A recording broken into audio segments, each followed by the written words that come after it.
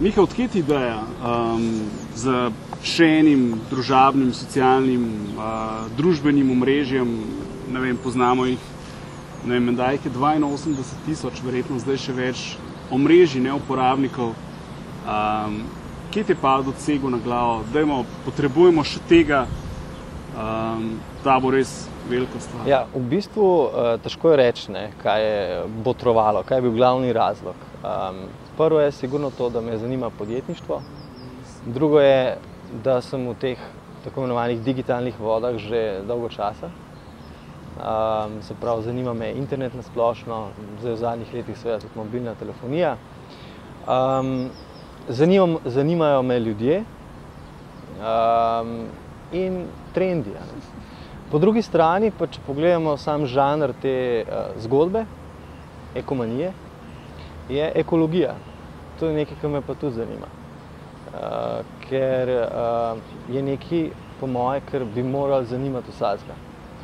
In zdaj vse skupaj, ko to malo premešaš, rata neka ideja, pade z neba, se sestav in potem jo treba samo še zmaterializirati v obliki, ne vem, internet portala, mobilne aplikacije in poskušati najti tisti imenovalec, zaradi česa bodo uporabniki to uporabljali. Ok, in če greva čist k osnovam, kaj je sploh ekomanija? Ekomanija je, lahko bi rekel, da je storitev, lahko bi rekel, da je orodje, lahko bi rekel, da je všečna igralna konzola ali pa neka moč v rokah civilne družbe, ki izhaja iz posameznika in seštevek vseh posameznikov pridemo do moči. Vse z namenom, da izboljšamo svet okoli sebe. Predvsem tiste vidne probleme, ki si jih seveda delamo sami, oblike onesnaževanja okolja. Po drugi strani je pa to neka skupnost uporabnikov, ki živijo v svojem prostoru, v svojem okolju, večino časa preživijo od šole od doma do šole, od doma do službe in tako naprej. In to je njihovo okolje. In to okolje je tudi lepo. In je fajn, da vsak želi te stvari tudi pokazati drugim. Ne samo to, dajmo nekaj rešiti, ker je potrebno rešitve, ampak tudi, da se pokaže, da ni vse tako slabo, ampak da je zelo, zelo lepo. V bistvu vse izhaja iz slogana, ekomanija, moje lepo mesto. Vse, kar se pritiče tega. Za tiste, ki so doma na Twitterju, Facebooku, LinkedInu, Foursquareu in Interestu, karkoli še teh omrežij, kaj je to kombinacija česa? Kako bi tako za telebane v enem stavku po nazoru, kaj je ekomanija? Pa seveda, v čem se razlikuje od vseh ostalih omrežij? Ja, mogoče od odzadaj, da odgovorim, zadnji del vprašanja.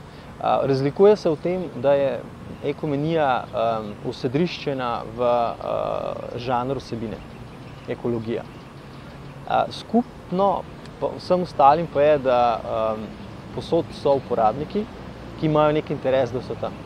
Neko željo, neko vizijo, da so tam in da nekaj počnejo. Pol druga razlika med ostalimi omrežji, predvsem najbolj znanega, največjega omrežja Facebook, je v tem, da pri nas ni vse zavezano okoli uporabnikov in njihovih prijateljev. Pač pa, kot rečeno, okoli vsebine. In če ni vse okoli uporabnikovih prijateljev in je v ospredju vsebina, potem se dejansko tudi lahko neznanci znajdejo kaj ti skupine in postanejo prijatelji, ker jih pač ta vsebina zanima.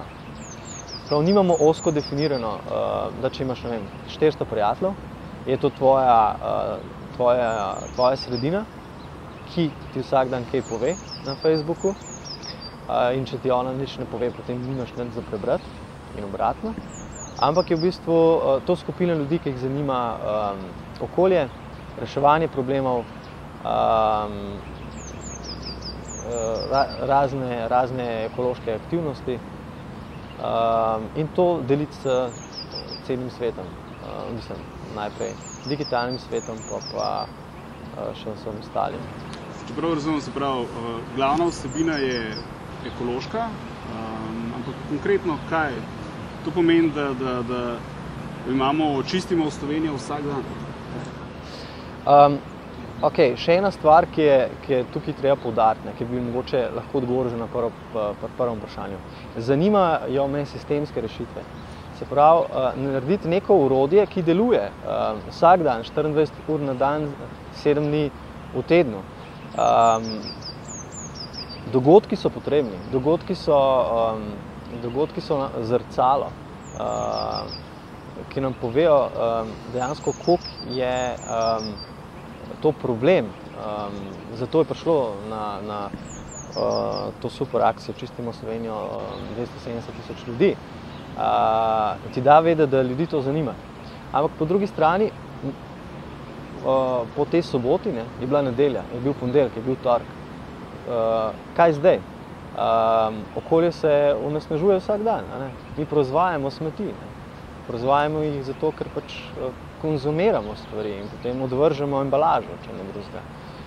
In zanima me sistemske rešitve. In ta portal, mobilna aplikacija, ki živi na iPhonu in na sistemu Android, je v bistvu odgovor na nenehno, na možnost nenehne uporabe in s tem tudi reševanje problemov.